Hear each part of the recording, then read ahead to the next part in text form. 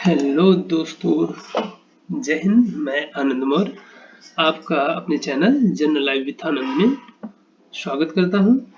आज हम टॉपिक लेकर आए हैं जीन पियाजे। जीन पियाजे ने अपनी कुछ अवस्थाएं, संज्ञानात्मक की कुछ अवस्थाएं दी थी, जिसे ज्ञानात्मक भी कहा जाता है, और उन्होंने कुछ शब्द बताए थे जिसका शब्द का अर्थ भी हम समझेंगे आगे। और चलिए बात कर लेते हैं जीन पियाजे के बारे में। जीन पियाजे का जन्म 1896 में हुआ था, 1980 में इसकी डेथ हो गई थी, और यह एक स्विस मनोवैज्ञानिक थे। और चलते हैं इनके संज्ञानात्मक विकास के कुछ प्रत्यय हैं, जैसे अनुकूलन है। अनुकूलन वातावरण के अनुसार अपने आप को ढाल लेना अनुकूलन कहलाता है। समायोजन, ये समायोजन इंपॉर्टेंट टॉपिक, इसे कहा जाता है एकोमोडेशन, इंग्लिश में कहा जाता है। और ये क्या होता है, पूर्व ज्ञान या योजना में परिवर्तन करके वातावरण के साथ तालमेल बना लेना ही समायोजन कहलाता है। ठीक, जैसे पूर्व ज्ञान क्या, जैसे हम घर में अपने काली बिल्ली को देखते हैं और बाहर एक छोटे पिल्ले को देखते हैं, वो भी काला रहता है। जब हमें इस काली बिल्ली और काले पिल्ले में अगर भेद अंतर पता चल जाए और वातावरण के अनुसार इनमें अंतर पता चल जाए, तो यही हमारा समायोजन है। विकेंद्रीकरण, विकेंद्रीकरण क्या होता है? विकेंद्रीकरण एक ही समस्या को अलग अलग रूप में समझ पाने की योग्यता या समस्या समाधान के लिए अलग अलग तरीके से सोचना है, विकेंद्रीकरण कहलाता है। विकेंद्रीकरण बहुत जगह आप देख सकते हैं, जिसे इंग्लिश में डिसेंट्रलाइजेशन कहा जाता है। जैसे आप प्रशासन में भी डिसेंट्रलाइजेशन देख सकते हैं, जैसे डीएम है, ऐसे ऐसे शक्तियां जो है हायरार्की के रूप में बटी हुई हैं। एसिमिलेशन क्या होता है? आत्मसातीकरण क्या होता है? इसमें बच्चा अपने पुराने या पूर्व ज्ञान की सहायता से नए ज्ञान का अर्जन करता है। जैसे बच्चा साइकिल सीखता है तो उसे बाइक सीखने में मदद मिलती है। और एक एग्जाम्पल इसका एसिमिलेशन का एक एग्जाम्पल और भी सबसे बढ़िया है, जब हम संस्कृत सीखते हैं, संस्कृत ग्रामर सीखते हैं, तो जब हम हिंदी की ग्रामर पढ़ते हैं तो उसमें हमें सहायता मिलती है। यही है एसिमिलेशन। चलिए अब चलते हैं आगे। है कंसेप्शन क्या है? इसमें बच्चा आत्मसात और समायोजन के मध्य संतुलन को स्थापित करता है। Next, schema. स्कीमा ही बहुत ही इंपॉर्टेंट है, ये एग्जाम में पूछा भी गया है, कई बार पूछा गया है। इसमें बच्चा अनुभव के आधार पर ज्ञान अर्जित करता है, वो सभी संगठित होते रहता है, जिसे हम प्रीवियस नॉलेज भी कहते हैं। जैसे स्कीमा क्या होता है? जब बच्चा कोई ज्ञान ग्रहण करता है तो वो कहाँ जाके इकट्ठा होता है हमारे दिमाग में, वो दिमाग में जहाँ इकट्ठा होता है उसे हम लोग स्कीमा बोलते हैं।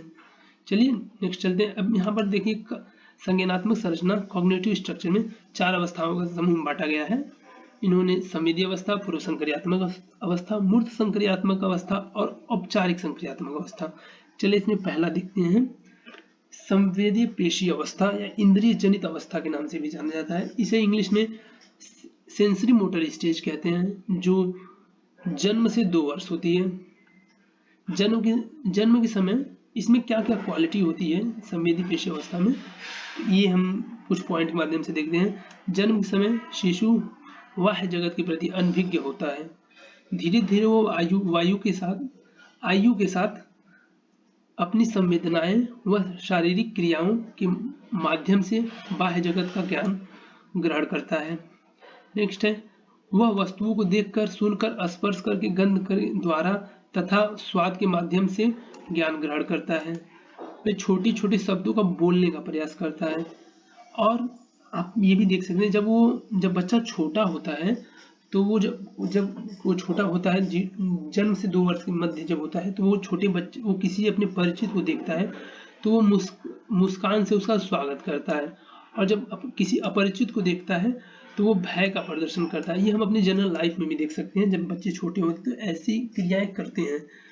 चलिए दूसरा उनका स्टेज है पूर्व संक्रियात्मक अवस्था, जिसे प्री ऑपरेशनल स्टेज कहते हैं, जो 2 से 7 वर्ष के मध्य है। उन्होंने पहला कहा है, अवस्था में दूसरे के संपर्क में खिलौनों से अनुकरण के माध्यम से सीखता है। बच्चा जो होता है 2 से 7 वर्ष के बाद दूसरों से या खिलौनों के अनुकरण के माध्यम से सीखता है। और 2 से 7 वर्ष की आयु को खिलौनों की आयु की अवस्था भी कहा जाता है। ये इम्पोर्टेंट है, ये एग्जाम वाले पूछा है कि खिलौने की अवस्था कौन सी है, तो हम कह सकते हैं पूर्व संक्रियात्मक अवस्था।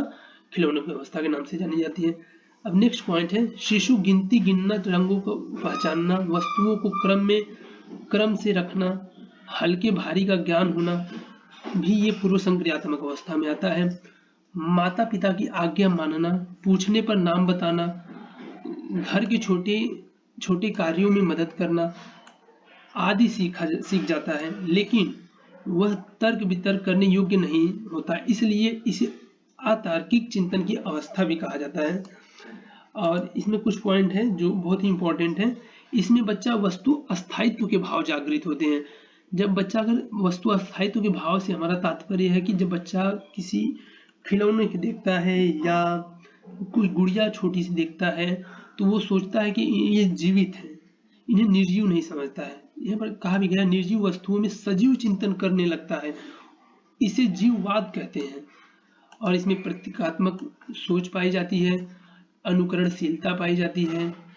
चलिए अब नेक्स्ट है, इनका तीसरा स्टेज है मूर्त संक्रियात्मक अवस्था, जिसे स्थूल संक्रियात्मक अवस्था भी कहा जाता है, और जो 7 से लेके 12 वर्ष तक है। इंग्लिश में इसे कॉन्क्रीट ऑपरेशनल स्टेज कहा जाता है। चलिए इसमें देखिए, ये बहुत ही इंपॉर्टेंट इसमें पहली पॉइंट है। इसमें कहा गया है कि तार्किक चिंतन प्रारंभ हो जाता है। ये एग्जाम में पूछा गया है कि पियाजे के अनुसार तार्किक चिंतन किस अवस्था में प्रारंभ होता है, तो हम बताएंगे कि मूर्त संक्रियात्मक अवस्था में तार्किक चिंतन प्रारंभ होता है, तार्किक चिंतन की शुरुआत होती है, जिसका समय है 7 से लेकर 12 वर्ष तक। और नेक्स्ट पॉइंट है, वह अपने सामने उपस्थित दो वस्तुओं के बीच तुलना करना, अंतर करना, समानता व असमानता बतलाना, सही गलत व उचित अनुचित में विविध करना आदि सीख जाता है। इसलिए इसे मूर्त चिंतन की अवस्था के नाम से भी जाना जाता है। देखिए जो जो इंपॉर्टेंट है आपके लिए मैंने उसको हाईलाइट करके रखा है। और बालक दिन, तारीख, समय, महीना, वर्ष आदि बताने योग्य हो जाता है। अब इसमें उत्क्रमणीशीलता पाई जाती है, इसलिए इसे प्लावटी अवस्था के नाम से भी जाना जाता है। भाषा एवं संप्रेषण योग्यता का विकास की अवस्था में हो जाता है।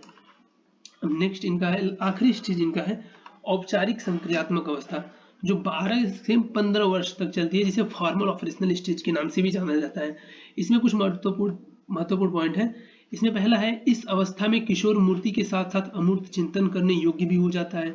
अब इसमें अमूर्त चिंतन करता है, वो कल्पनाएं कर सकता है जिसे हम भौतिक रूप में सामने नहीं ला सकते, वो मैप के थ्रू सीखना समझ जाता है, अमूर्त चिंतन करना स्टार्ट कर देता है। एग्जाम हॉल में बहुत ही इंपॉर्टेंट है, अमूर्त चिंतन का प्रारंभ पियाजे किस अवस्था में प्रारंभ होता है, तो ये औपचारिक संक्रियात्मक अवस्था में, और इसलिए इसे तार्किक चिंतन की अवस्था के नाम से भी जाना जाता है। इसमें पियाजे ने बताया है कि इसमें तार्किक चिंतन परिपूर्ण हो जाता है और इस अवस्था में मानसिक योग्यता पूर्ण विकास हो जाता है और ये परिकल्पनात्मक चिंतन पाया जाता है।